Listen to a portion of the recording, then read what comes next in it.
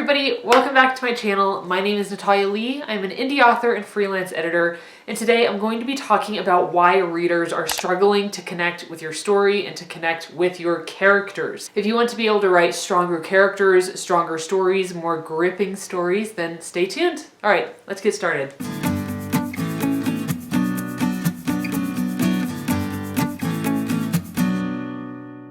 So you guys actually voted on this topic in my community center. Looking at the poll right now, almost 700 people voted in this poll, which is amazing. Right now, there are 697 votes, and 37% of you wanted to know why readers can't connect to your story and characters. So that was the winner for this poll. So thank you guys so much for voting. And if you, viewer out there, want to help pick my next video, make sure you are subscribing, turning on the notifications with the little bell icon down below. All right, diving right in. The first reason that readers might struggle to connect to your story and to your characters is because your characters have vague wants, needs, and goals. In order for a reader to want to cheer for a character, to care about what happens to them, and to want to follow along with their story, we need to know why they're on this journey. Why are they in this story? What do they want? What do they need? What are their goals? And I'm going to use my main character as an example. The main character of my new novel, Pistol Daisy, which you will see kind of hiding up there on the shelf, is Daisy Allen. And this is not a spoiler. This is like right there in the blurb. Her family is murdered by an infamous gang. And that is really what sets Daisy kind of on her adventure, and it starts her journey. And her want, what she really wants, her goal, is to murder the man responsible. She wants to hunt down this gang and make sure that they pay for what they have done to her family. So we know exactly what Daisy wants, and we know why she's on this journey. We don't yet know what she needs, and that's a little bit different. That is more of like an emotional journey that the character goes over, and I can talk about all this in a different video if you're interested. However, I have read a lot of novels that seem to have vague wants. Like, we're not entirely sure what the character wants. We're not entirely sure why they're on this journey. We don't know why that character specifically needs to be on this journey. So I would say that that's number one of the number one reasons why readers are struggling to connect to your characters is because they don't know what the heck your characters want, and they don't know why they are on this journey in the first place. So make sure that is really, really clear to your readers. We need to know exactly why the character is on this journey, or else we might not really care.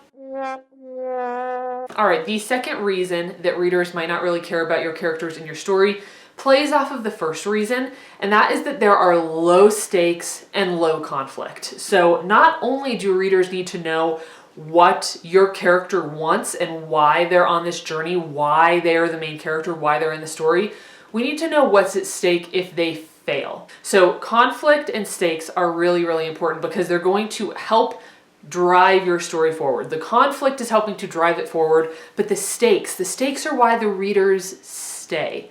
If we know what your character wants and we know what's at stake if they fail, we're going to have more emotional connection to that character, right? We're going to care a little bit more, because if you have a character that your readers can't connect to and they don't care what happens, then it's going to be much less likely that that reader is going to continue reading and finish the story. Because if they don't care what happens to your character, they don't care if they live or they die, then what is the purpose of following through with the story? So we need to make sure that your readers can really connect to your characters in order for that reader to want to follow that character all the way through the story. And I can ramble on about this forever, but if you want an entire video just on character development and how to give your characters the goals, the wants, the needs, and the stakes that they need to carry an entire novel kind of on their shoulders, let me know in the comments down below. All right, the third thing that can kind of chase a reader away from your character and from your story and make them maybe even put down the book is character inconsistencies. Now, this could be something as small as a slip up between, your character is a brunette on page 3 and then on page 50 they're suddenly a blonde, and no hair bleach or magic spell has ever come into the equation to change their hair color.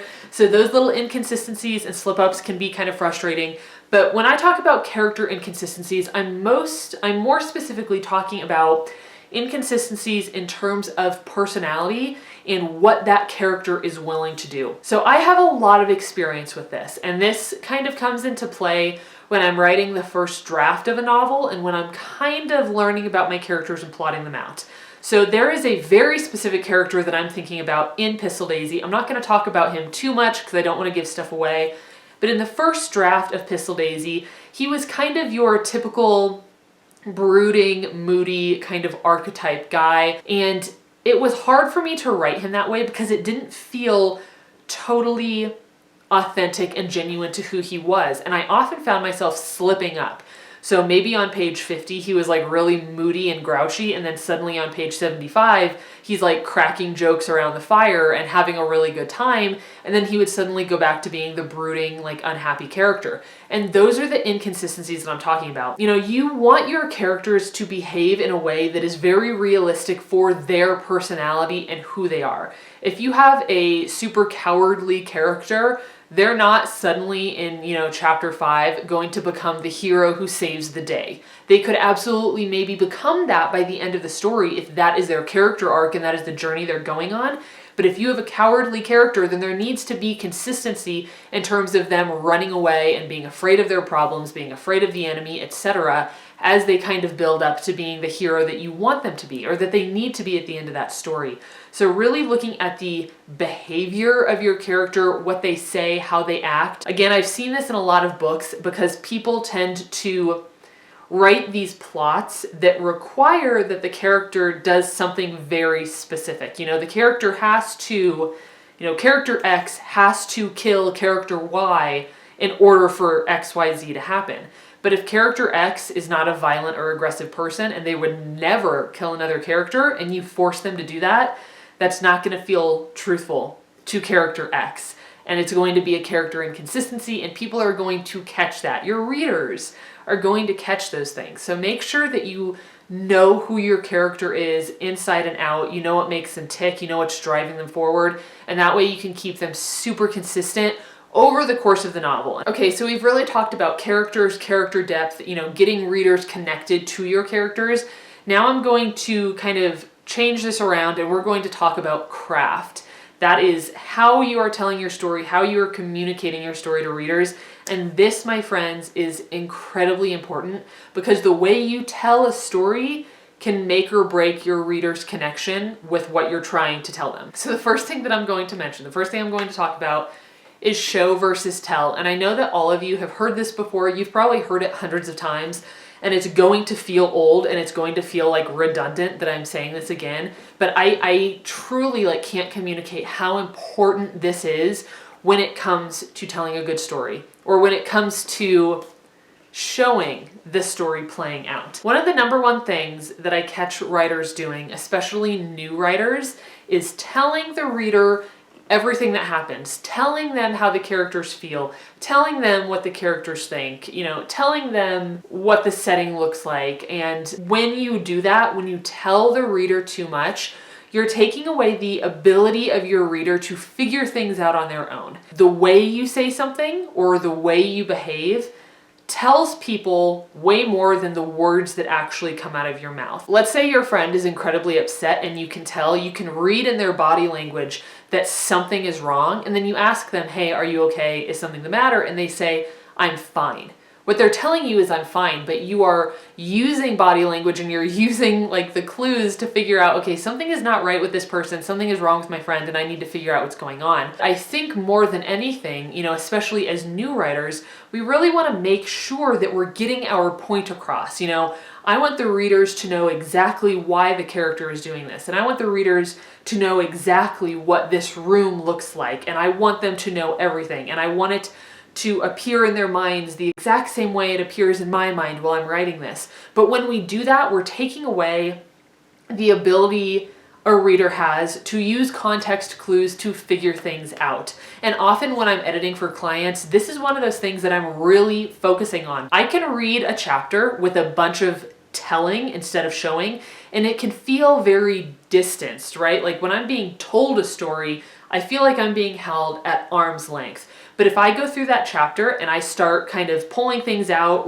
rewording things, cutting out all of the excess and all the unnecessary description and telling that's going on, when I go back through and I read that chapter again, it is the same story, but it is completely transformed, and suddenly it pulls me in because I, as the reader, am being asked to figure things out on my own. I'm really having to take an active position in reading the story and interacting with the story, rather than taking a back seat and just being told everything, because that's not interesting, it's not entertaining, and it doesn't make me want to continue reading a story if I'm just being told everything. Invite your reader to take a more active position when interacting with your story. Invite them to be curious and have to put things together and figure things out on their own. And that doesn't mean that you have to write, a mystery. This just means that you don't have to lay everything out. You don't have to show all of your cards all at once. Put a few of those cards down and let your readers figure out the rest. And by doing that, they're going to feel like they've been pulled into your novel. Suddenly they're closer to the action, they're watching the action play out, and they're coming to conclusions on their own instead of needing you to tell them everything. And this will make a huge difference. Again, it sounds redundant. I know you've heard it a million times, but the reason that people say this and the reason I will keep saying it over and over and over in my videos is because show versus tell is one of the biggest things, one of the biggest issues that you can correct in your novel to completely take your story and your work to the next level. If you can cut out the majority of that telling and replace it with showing and drag the reader in, it is going to completely transform the experience that a reader has with your story and with your characters. All right, the fifth thing that can make readers feel disconnected from your story and from your characters is just general errors and inconsistencies. And of course, this happens in traditional publishing as well, but when I talk about this, I am mostly aiming this one at self-publishing. We all know that traditional publishing has gatekeepers. There are hurdles that you have to jump over if you want your book to get traditionally published and end up on the shelves at Barnes & Noble. We all know that. And because there's such a large team that works on traditionally published books, fewer errors are going to slip through the cracks, and that story generally is going to be a little bit more cohesive than a lot of self-published works. And I think that's because many self-publishers are running the show all on their own. And of course, hiring an editor can make all the difference in the world. Granted, I know that not everybody has the financial ability to hire editors. I totally understand that, and you still want to be able to share your stories.